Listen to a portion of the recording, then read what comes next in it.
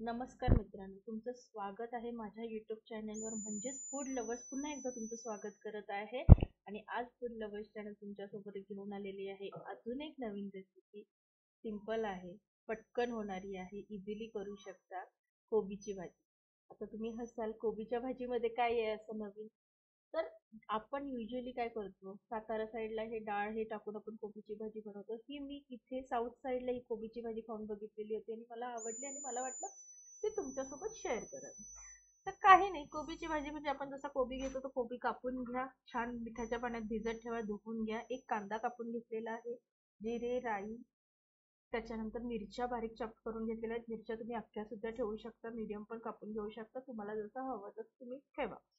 त्याच्यासाठी मी काय केलेलं, कढई गरम करत ठेवलेली आहे, त्याच्यात तेल ऍड करून घेतलेलं आहे. तेल छान गरम झालं की त्याच्यात आपण टाकायची आहे राई. राई छान तडतडली की मग टाकायचे आहे जिरे, कढीपत्ता, अशा बऱ्याचशा गोष्टी. आता ही कोबीची भाजी तुम्ही म्हणाल ह्याच्यात काही नाहीये, डाळ नाही, चण्याची डाळ नाही, मुगाची डाळ नाही, असा कोणता इन्ग्रेडियंट वापरून ही भाजी बनवत आहे. तर त्याच्यासाठी तुम्हाला काय करायचं आहे, व्हिडिओच्या एंड पर्यंत वाट बघा. तो एक सिक्रेट इन्ग्रेडियंट मी तुम्हाला नक्की दाखवणार आहे आणि खरंच खूप छान भाजी होते. म्हणजे जेव्हा तुम्हाला असं जास्त सिंपल खायचं असेल, म्हणजे आपलं साधं वरण भात किंवा हे काही केलं, डाळ भात केला, तर त्याच्याबरोबर भाजी एक तोंडी लावायला हवी असेल ना, तर ही भाजी खरंच तुम्ही करून बघा. तर आता तेल आपलं गरम होत आहे, तर जसं तेल एकदा गरम झालं की त्याच्यात आपण फ्राई टाकून घेऊ. आणि मी अशाच म्हणजे आता तेल गरम होईपर्यंत मी तुम्हाला अजून काही गोष्टी सांगायच्या. तर तुम्हाला माझ्या व्हिडिओ जर आवडत असतील मराठीमध्ये, जर तुम्हाला माझे व्हिडिओ हिंदीमध्ये आवडत असतील, तर तुम्ही मला कमेंट सेक्शन मध्ये सांगा की तुम्हाला माझे व्हिडिओ मराठीत आवडतात की हिंदीमध्ये आवडतात.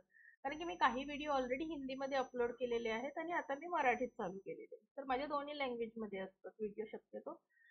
तर कमेंट सेक्शन मध्ये जाऊन मला तुम्ही नक्की सांगा की तुम्हाला कोणत्या लँग्वेज मधले माझे व्हिडिओ बघायला आवडतात आणि मी तुमच्या सगळ्या कमेंट्सना रिप्लाय देईल आणि माझे व्हिडिओ कसे वाटतात हे सुद्धा सांगायला विसरू नका.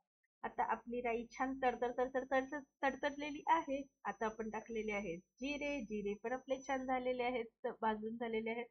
मी टाकलेले आहेत आपली हिरवी मिरची. हिरवी मिरची मी खूप बारीक चॉप करून घेतलेली आहे, की कधी तोंडात आलं की आपल्याला तिखट नको हवं असतं, तर मी वरून बारीक चॉप करून.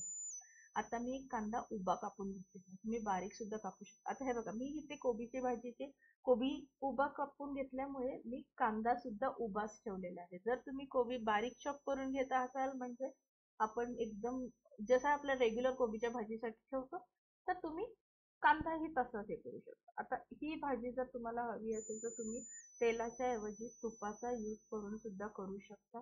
खूप छान टेस्ट येते. म्हणजे तुम्हाला जर एक थोडक्यात सांगायचं झालं तर मी इकडे साऊथ साईडला बघितलेले की इकडे मंदिरांमध्ये हे प्रसाद असतो, तेव्हा ह्या प्रसादाला ही मी भाजी खाल्लेली होती आणि तेव्हापासून मला कोबीची भाजी ही प्रतिम आवडायला लागली.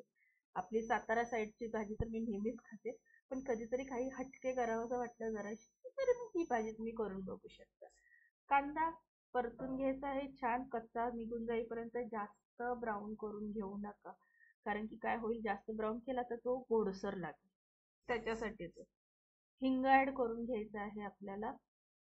मी त्या व्हिडिओमध्ये माझं शूट करायचं राहून गेलेलं आहे, तर मी प्रत्येक जेवणात हिंगाचा यूज करते, तुम्हीही करा सगळ्या जेवणात.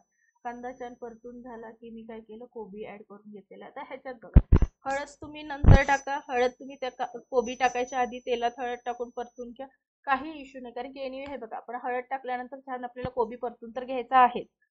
तर मी कोबी ऍड केलेला आहे. आता मी त्याच्यावर थोडीशी हळद टाकून घेणार आहे, मीठ टाकणार आहे आणि कोबी छान पाणी न घालता आपल्याला मिक्स करून घ्यायचं आहे, जेणेकरून कोबी कढईला खाली चिकटणार नाही. ह्याची आपल्याला खूप काळजी घ्यायची. कारण कधी कधी शक्यतो कसं होतं, कोबी ही अशी भाजी आहे की जी पटकन शिजते, जास्त वेळ लागत नाही त्या भाजीला शिजायला.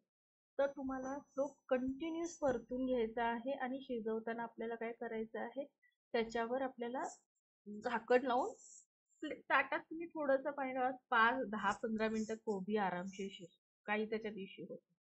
तर मी छान असा कोबी परतून घेत आहे. एक दिवस मी आता कोबीच्या वड्यांची पण रेसिपी घेऊन येईल. कमेंट सेक्शन मध्ये करा माझी पुढची रेसिपी तुम्हाला कोणती बघायला आवडेल, तर मी नक्की रेसिपी घेऊन येईल. अशा माझ्या बऱ्याच रेसिपी लाईन अप आहेत. मी आता एक एक व्हिडिओ माझे अपलोड करत आहे. तर तुम्ही सुद्धा कमेंट करत राहा. तुम्हाला वडापावची रेसिपी बघायची, मिसळपाव बघायची, कोणती रेसिपी हवी असेल तर कमेंट सेक्शन. कोबी छान परतून घ्यायचं आहे. कोबी परतून झाला की मी तुम्हाला पुढची स्टेप सांगेल की आपल्याला काय करायचं आहे. कोबी छान परतून घेतलेला आहे मी. आता त्याच्यावर मी एक ताट ठेवलेलं आहे आणि थोडंसं पाणी ॲड करून घेते की आपल्याला कोबी हा वाफेवर शिजवायचा आहे.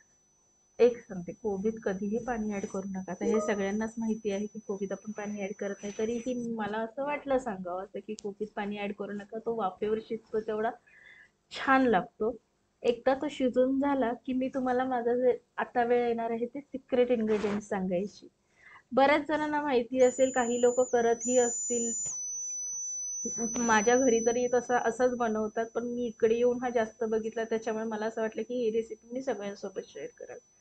तर कोबी हे बघा जास्त छान आपला शिजून झालेला आहे. सिक्रेट इन्ग्रेडियंट्स म्हणजे ओल्या नारळाचं खोबरं. तर मी काय केलं, ओला नारळ एक नारळ घेतला फोडून, त्याचं खोबरं किसून घेतलेलं आहे. किंवा तुम्ही काय करू शकता माहिती का, झटकीपट मी सांगेल, व्हिडिओच्या एंडला सांगते. आता मी खोबरं टाकून घेतलेलं आहे. पुन्हा एकदा आपल्याला छान परतून घ्यायची आहे भाजी व्यवस्थित, की खोबरं हे सगळं व्यवस्थित मिक्स झालं आहे. एकदा तुम्हाला हवं असल्यास थोडीशी टेस्ट करून बघा. जर तुम्हाला मीठ कमी जास्त वाटत असेल तर तुम्ही ॲड करू शकता. अजून एक, आता हे बघा खोबरं टाकतो त्याच्यामुळे थोडीशी भाजी गोड होते. तर त्याच्यामुळे आधीच आपण ना मिरचीची क्वांटिटी थोडीशी जास्त ठेवायची, म्हणजे भाजी गोड होणार नाही. कारण की खोबऱ्याने कसं तिखटपणा हा भाजीचा जरा कमी होतो. तर ती एक गोष्ट होती. तर ही भाजी रेडी झाली ना. नारळाचं तर खवून, आता खवून नारळ घ्यायचा म्हटलं की बरंच कष्ट असतं. काय करा, नारळ फोडून फ्रीजमध्ये ठेवा. फ्रीजमध्ये ठेवा. तो थंड झाला ना त्याच्या आतमधलं खोबरं आपोआप निघून येतं. तुम्ही अर्धा 2 ते 3 तास फ्रीजमध्ये ठेवून जरी केलं ना तरी ते इझिली निघतं. मी स्वतः तसं करते, त्यामुळे मी तुमच्यासोबत शेअर केलं. आता मी पुन्हा एकदा प्लेटमध्ये पाणी ठेवून 5 मिनिटं फक्त शिजवून घेते एकदा, की कोबी जब खोबरं हे टाकलेलं आहे, भाजी व्यवस्थित मिक्स झाली पाहिजे आणि सगळ्या पदार्थांमध्ये तिखटपणा, मीठ, हळद हे सगळं एकजीव झालेलं हो. झाली 10 ते 15 मिनिटात होणारी भाजी आहे. हे बघा सगळं सेटअप रेडी असेल ना, भाजी व्हायला वेळ नाही लागत. तर आपली कोबीची भाजी रेडी झालेली आहे. तुम्ही बघू शकता, सिंपल आहे, काही जास्त तामझाम नाही आहे ह्याच्यात. तर नक्की घरी करून बघा.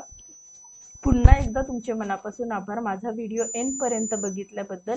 असंच माझ्या व्हिडिओजला लाईक करा, शेअर करा, सगळ्यांना रेकमेंड सुद्धा करा. आणि एकदा लास्टला मला सांगायचं आहे की सबस्क्राईब करायला विसरू नका.